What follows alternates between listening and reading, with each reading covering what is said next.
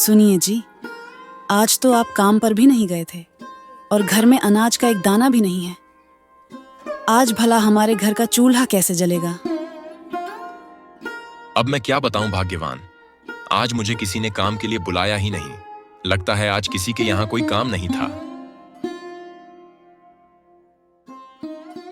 भीमा एक गरीब मजदूर था जो दूसरों के यहाँ काम करके अपने घर का गुजारा करता था।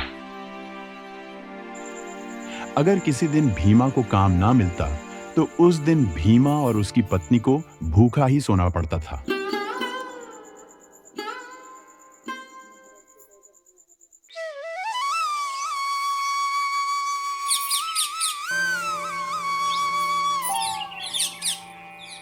अगले दिन सेठ करोड़ीमल भीमा को काम के लिए बुलाते हैं। भीमा, क्या तुम मेरा एक काम करोगे? हाँ मालिक, क्यों नहीं, आप बस हुक्म कीजिए। भीमा, यह पोटली तुम्हें बसंतपुर के सेठ धनीराम के घर पहुंचानी है, लेकिन याद रहे इसमें बहुत ही कीमती चीज है। इसे हर हाल में सेठ धनीराम के घर पहुंचाकर ही आना। आप बिल्कुल चिंता मत कीजिए, मैं इसे ध्यान से पहुंचा दूंगा। भीमा इतना कहकर वहां से पोटली लेकर निकल जाता है।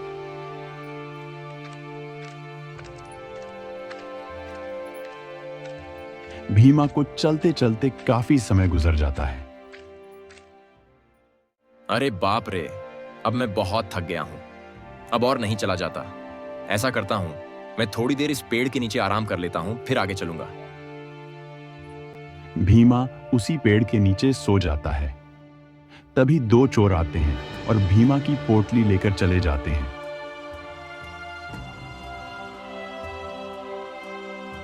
अरे मेरी पोटली कहां गई? हे ऊपर वाले, मेरी पोटली कहां गई? हे भगवान, अब मैं क्या करूंगा? उसमें 1000 स्वर्ण मुद्राएं थीं।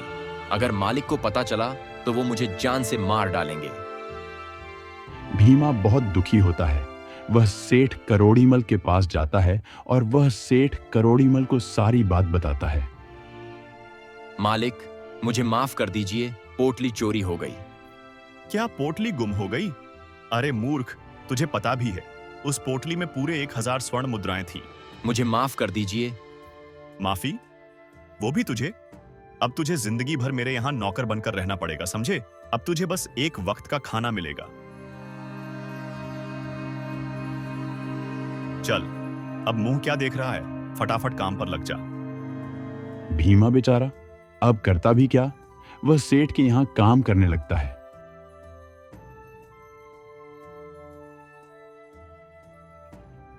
इतनी रात हो गई है और अभी तक वह नहीं आए। पता नहीं कहाँ होंगे। आज तो वह सुबह से कुछ खाए भी नहीं थे।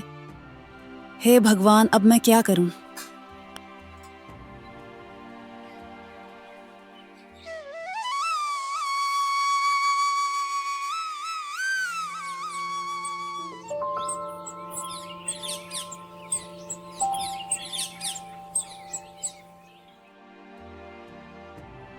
अगले दिन सेठ करोड़ीमल भीमा से कहता है, अरे भीमा, आज तू जा और वह पहाड़ी वाला खेत जोत दे।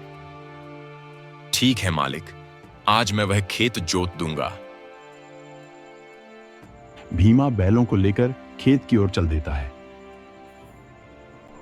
भीमा जैसे ही थोड़ी दूर जाता है तभी जोर जोर से हवाएं चलने लगती हैं।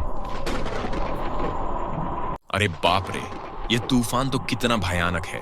चलो, जब तक तूफान शांत नहीं हो जाता तब तक इसी पेड़ के नीचे रुक जाता हूं। भीमा अपने बैलों को लेकर एक पेड़ के नीचे रुक जाता है।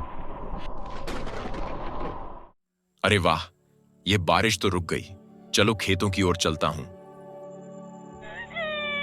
भीमा जैसे ही थोड़ी दूर चलता है तभी उसे किसी के रोने की आवाज सुनाई देती है। अरे ये आवाज किसकी है? मुझे तो लगता है कोई मुसीबत में है और ये आवाज तो इसी तरफ से आ रही है। चलो चलकर देखता हूं। भीमा जल्द ही उसकी तरफ जाता है जिस तरफ से आवाज आ रही थी। भीमा जैसे ही उधर जाता है तो देखता है कि एक चिड़िया अपनी घायल बच्चों को देख देख कर रो रही है। अरे चिड़िया, तुम क्यों रो रही हो? और ये तुम्हारे बच्चों को क्या हो गया? अरे भैया, अब मैं तुम्हें क्या बताऊं? इस तूफान ने मेरा पूरा घर उजाड़ दिया। अभी कुछ दिन पहले ही मेरे बच्चों ने जन्म लिया था। अभी वह ठीक से उड़ भी नहीं पा रहे थे और इस जालिम तूफान ने मेरे बच्चों को घायल कर दिया। अरे चिड़िया, तुम दुखी मत हो। मैं तुम्हारी मदद कर देता हूँ। मैं तुम्हारे बच्चों को दवाई लगा देता हूँ और तुम्हारा घोंसला इस पेड़ की टहनी पर रख देता हूँ। भीमा की यह बात सुनकर चिड़िया थोड़ी सी राहत की सांस लेती है।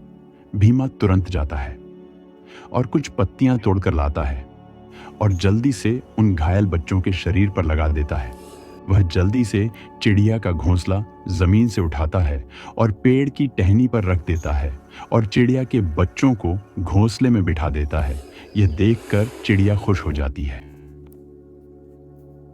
है दयालु इंसान, तुमने मेरे परिवार को मरने से बचा लिया। तुम मेरे लिए किसी भगवान से कम नहीं हो। मैं तुम्हारा एहसान कभी नहीं भूलूंगी। अच्छा ठीक है, अब मैं चलता हूँ। अरे रुको भैया, तूने मेरी मुसीबत में इतनी मदद तो कर दी, लेकिन मैं देख रही हूँ तुम्हारा मुंह तो उदासी से भरा हुआ है। क्या बात है भैया? फिर भीमा चिड़िया को सारी बात बताता है।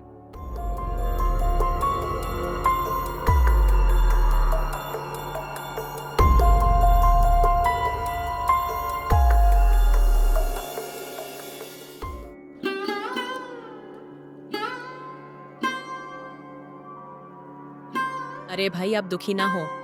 आपने मेरी इतनी मदद की है, इसलिए मैं आपकी मदद करना चाहती हूँ।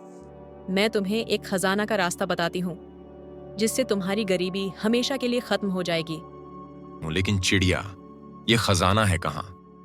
यहाँ से कुछ ही दूर जाने पर एक गुफा है। वह खजाना तुम्हें उसी गुफा में मिलेगा। लेकिन याद रखना, उस खजाने को देखकर अगर तुम्हें ज्यादा लालच दिखाई तो वह खजाना तुम्हें कभी प्राप्त नहीं हो पाएगा। ठीक है चिड़िया, मैं तुम्हारी बात को याद रखूंगा। अच्छा ठीक है, अब मैं चलता हूं। इतना कहकर भीमा खजाने की तलाश में निकल पड़ता है।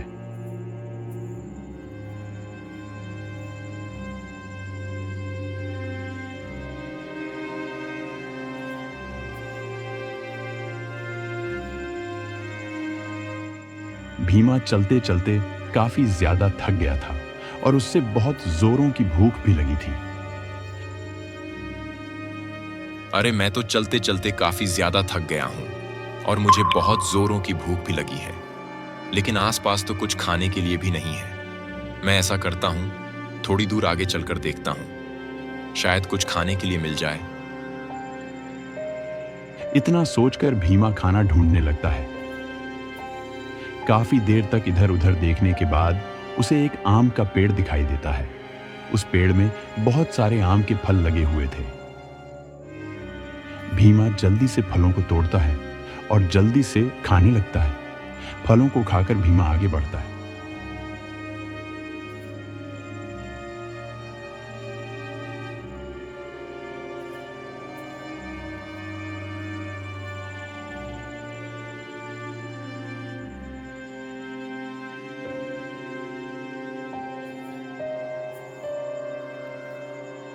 अरे बाप रे बाप, कितनी जोरों की धूप पड़ रही है। इस धूप में चलना कितना मुश्किल हो रहा है। इतना कहकर भीमा खजाने की तलाश में निकल पड़ता है।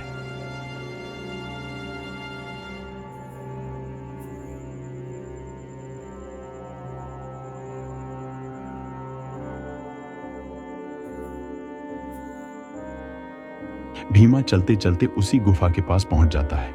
मुझे लगता है ये वही गुफा है। चलो चलकर देखता हूं।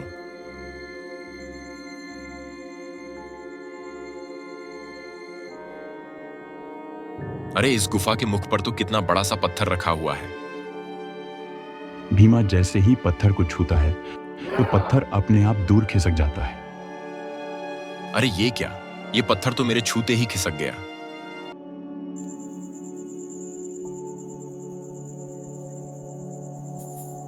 भीमा जल्दी से उस गुफा के अंदर जाता है तो देखता है गुफा के अंदर हर तरफ सोना ही सोना पड़ा हुआ था। अरे बाप रे बाप, यहां तो कितना सारा खजाना पड़ा हुआ है। कहीं मैं कोई सपना तो नहीं देख रहा हूं?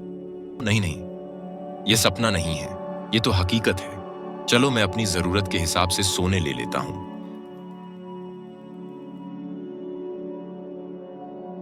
भीमा जल्दी से एक पोटली भरकर सोना ले लेता है।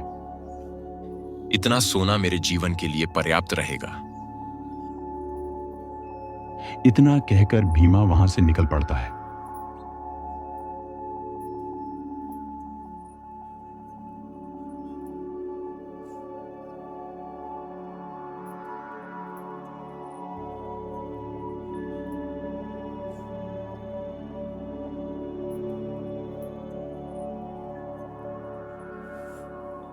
अरे सुनो भाग्यवान, देखो मैं क्या लाया हूं। अरे इतने सारे सोने के सिक्के। फिर भीमा अपनी पत्नी को सारी बात बताता है।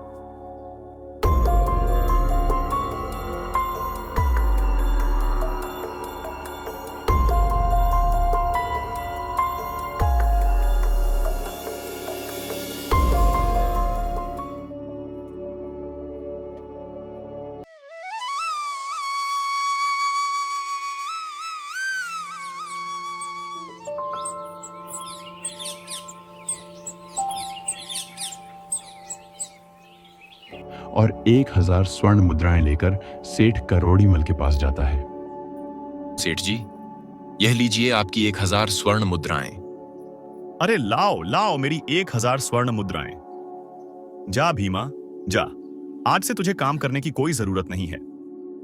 और इसके बाद भीमा अपनी पत्नी के साथ खुशी खुशी रहने लगता है।